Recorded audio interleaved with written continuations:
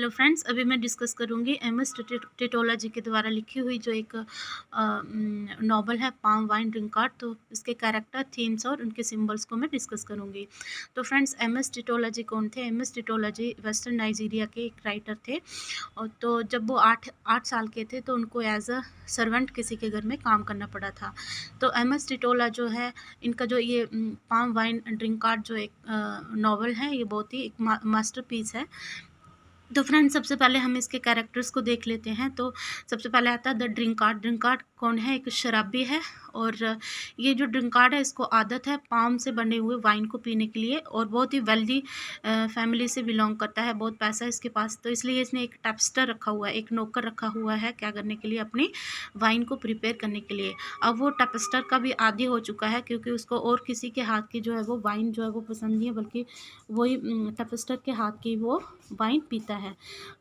तो एक्सीडेंटली जो टैप्स्टर है वो उस ट्री से गिर जाता है, पाम ट्री से, और उसकी डेथ हो जाती है। तो ड्रिंक कार्ड अब बहुत ज़्यादा डिप्रेस हो जाता है, क्योंकि अब वो आदी है टैप्स्टर के हाथ से शराब पीने का, और वो किसी को हायर नहीं करता। तो अब जो ड्रिंक कार्ड है वो चल पड़ता है एक यात्रा पे डेडलैंड की तरफ। वहाँ पे वो उसकी स्पिरिट को ढूंढना चाहता है, टैप्स्टर के स्पिरिट को। तो जब अपनी जर्नी पे होता है वो डेडलैंड की जर्नी पे, तो रास्ते में उसको एक वुमेन मिलती है जिसको एक जो क्रिएचर ने, मिस्टीरियस कोई क्रिएचर है, उसने कैद करके रखा है। तो उससे वो उसको आज़ाद करवाता है और फिर उससे शादी कर लेता है। तो ड्रिंक कार्ड की वाइफ जो है वो इसमें बहुत ही ब्यूटीफुल बताई गई है, जो पूरी जर्नी में उसका साथ देती है। फिर उसके बाद जो टैप्स्टर है, तो टैप्स्टर जो उस ड्रिंक कार्ड का जो नौकर है, तो जब ये फॉल कर जाता है, ट्री से मर जाता है, तो फिर जो ड्रिंक कार्ड है अपनी जर्नी पे चल पड़ता है वो डेडलैंड की तरफ, और वहाँ पे इसकी स्पिरिट को ढूंढ लेता है। इसकी स्पिरिट को ढूंढ लेता है, वहाँ पे इसके साथ जो है इंटरेक्ट करता है। लेकिन जो स्पिरिट है इंटरेक्ट तो करती है, इसको गिफ्ट भी देती है, कोई मैजिकल चीज़ इसको गिफ्ट देती है जो इसकी स्पिरिट है, लेकिन इसके साथ वापस नहीं आती, क्योंकि जो स्पिरिट्स होती हैं वो कभी भी ह्यूमन बींग्स के साथ नहीं रहती।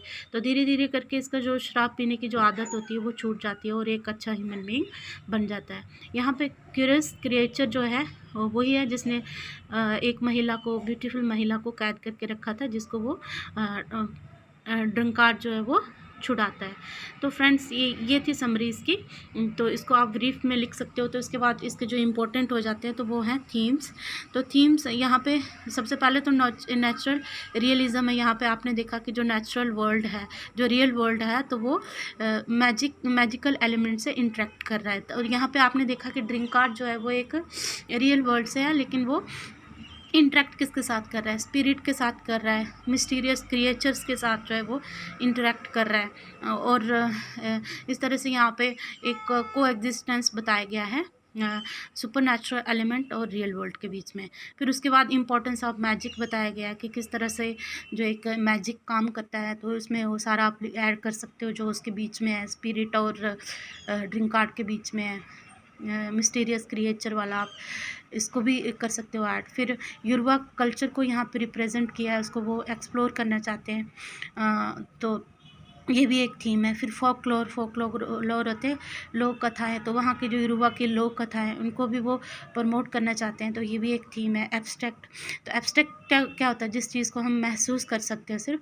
तो यहाँ पे आपने देखा कि जब मैजिकल एलिमेंट्स हैं वो किसके साथ इंटरेक्ट कर रहे हैं? रियल वर्ल्ड के साथ। तो वो रियल तो नहीं है, रियलिटी तो नहीं है, लेकिन क्या है, उसको महसूस कर रहे हो आप। तो ये एक एब्स्ट्रैक्ट जो वर्ल्ड है, तो ये भी एक इम्पॉर्टेंट थीम है। तो आई होप फ्रेंड्स आपको मेरी वीडियो अच्छी लगी होगी। अगर आपको मेरी वीडियो अच्छी लगी तो please like, share and subscribe my channel. Thank you.